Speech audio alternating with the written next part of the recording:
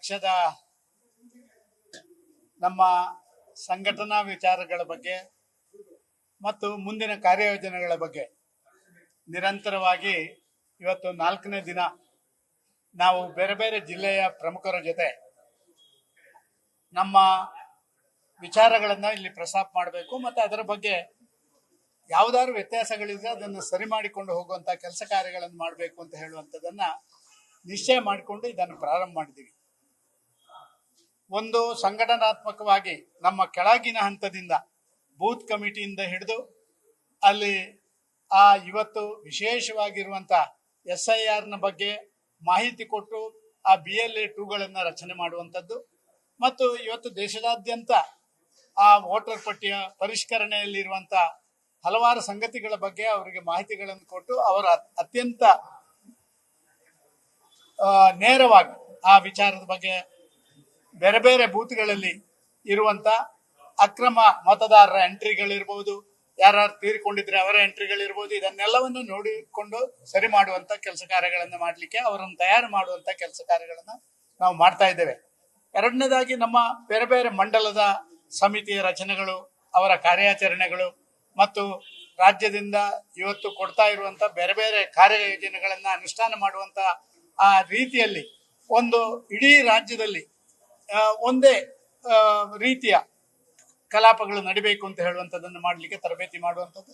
ಮೂರನೇದಾಗಿ ಭಾರಿ ನೇರವಾಗಿ ನಮ್ಮ ಇವತ್ತಿನ ರಾಜ್ಯ ಸರ್ಕಾರ ಮಾಡ್ತಾ ಇರುವಂತ ಬೇರೆ ಬೇರೆ ಜನವಿರೋಧಿ ಕಾರ್ಯಗಳ ವಿರುದ್ಧ ಎಚ್ಚೆತ್ತುಕೊಂಡು ಕೆಲಸ ಮಾಡ್ತಾ ಇರುವಂತ ಆ ಒಂದು ರೀತಿಯ ಮಾಹಿತಿಗಳನ್ನು ಅವರಿಗೆ ಒದಗಿಸಿಕೊಡುವಂತ ಕೆಲಸ ಕಾರ್ಯಗಳನ್ನು ಇವತ್ತು ಮಾಡ್ತಾ ಇದ್ದೇವೆ.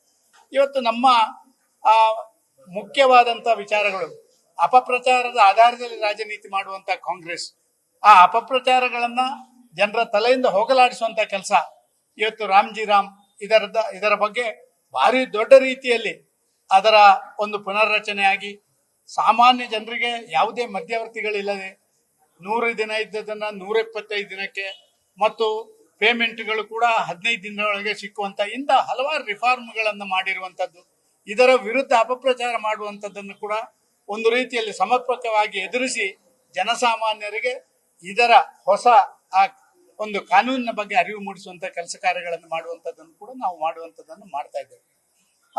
ಜೊತೆಯಲ್ಲಿ ನಮ್ಮ ಅಲ್ಲಿ ಇಲ್ಲಿ ಸಣ್ಣ ಪುಟ್ಟ ವ್ಯತ್ಯಾಸಗಳು ಗೊಂದಲಗಳು ಇದ್ರೆ ಅದೆಲ್ಲವನ್ನ ಪರಿಹಾರ ಮಾಡುವಂತ ದೃಷ್ಟಿಯಲ್ಲಿ ಕೂಡ ಮಾತಾಡುವಂಥದ್ದು.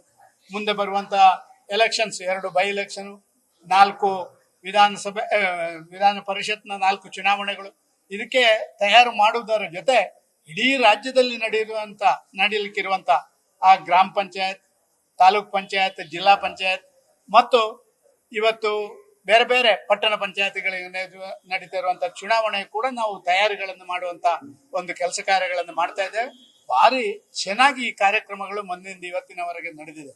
ಒಂದು ರೀತಿಯಲ್ಲಿ ನಮ್ಮ ಸಂಘಟನೆಗೆ ವೇಗ ಕೊಡುವಂತ ಎಲ್ಲ ಕೆಲಸ ಕಾರ್ಯಗಳನ್ನು ಮಾಡುವಂತ ಆ ಒಂದು ದೃಷ್ಟಿಕೋನದಿಂದ ಕೊಡುವಂತ ಮಾಹಿತಿಗಳು ಇವತ್ತು ಎಲ್ಲರೂ ಕೂಡ ಪ್ರೀತಿಪೂರ್ವಕವಾಗಿ ಸ್ವೀಕಾರ ಮಾಡಿದ್ದಾರೆ.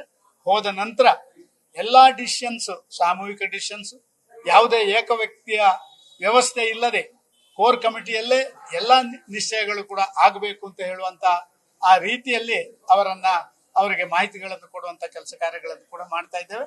ಇನ್ನು ಕೂಡ 3-4 ದಿವಸಗಳ ಕಾಲ ಇದು ನಡೀತದೆ, 13ರವರೆಗೆ ಇದು ನಡೀತದೆ.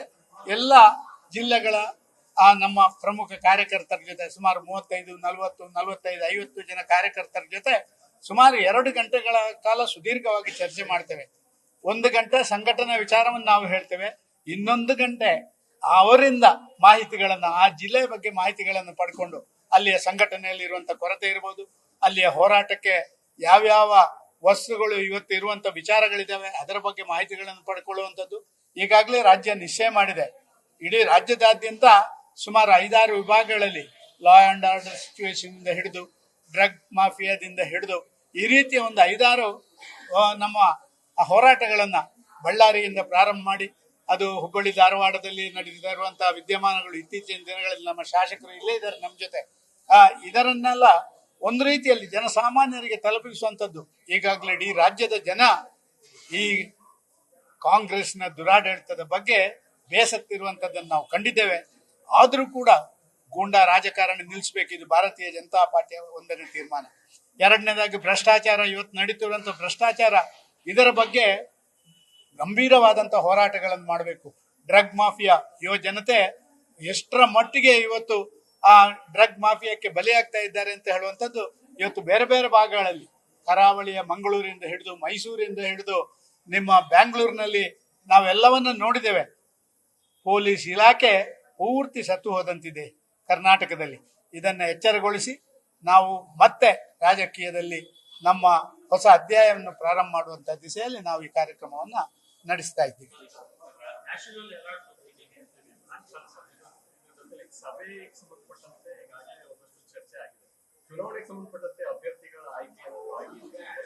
ಸರ್, ಈಗಾಗಲೇ ಒಂದು ಶಾರ್ಟ್ ಲಿಸ್ಟ್ ಮಾಡುವಂತ ಕೆಲಸ ಕಾರ್ಯಗಳ ಬಗ್ಗೆ ಮೊನ್ನೆ ಕೋರ್ ಕಮಿಟಿಯಲ್ಲಿ ನಾವು ಸಮಾಲೋಚನೆಗಳನ್ನು ಮಾಡಿದ್ದೇವೆ.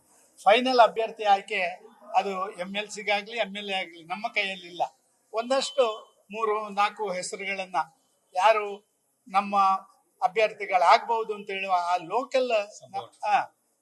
ಲೋಕಲ್ ಜನರ ವಿಚಾರಗಳನ್ನ ಎಲ್ಲ ತಗೊಂಡು ಸಂಭವನೀಯ ಅಭ್ಯರ್ಥಿಗಳ ಪಟ್ಟಿಯನ್ನು ಈಗಾಗಲೇ ಮಾಡಿದ್ದೀವಿ.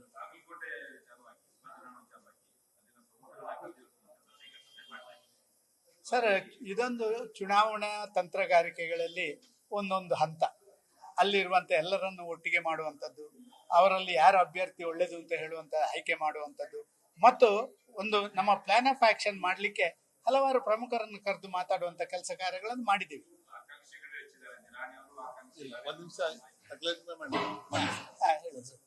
ಬಾಗಲಕೋಟೆ ಜಿಲ್ಲೆಯಲ್ಲಿ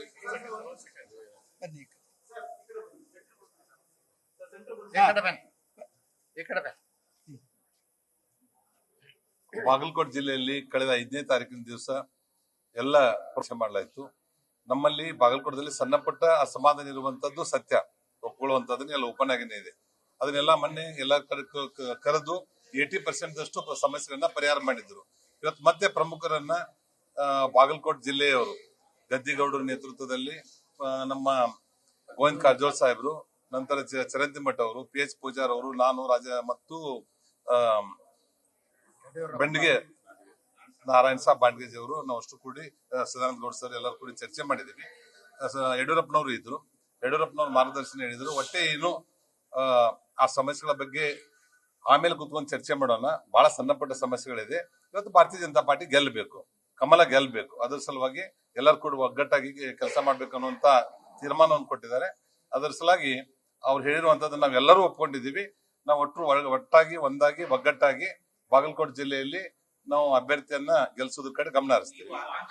ಮುರುಗೇಶ್ ನಿರಾಣಿ ಬಾಗಲಕೋಟೆ ವಿಧಾನಸಭೆಗೆ ಆಕಾಂಕ್ಷಿ ಅಲ್ಲ.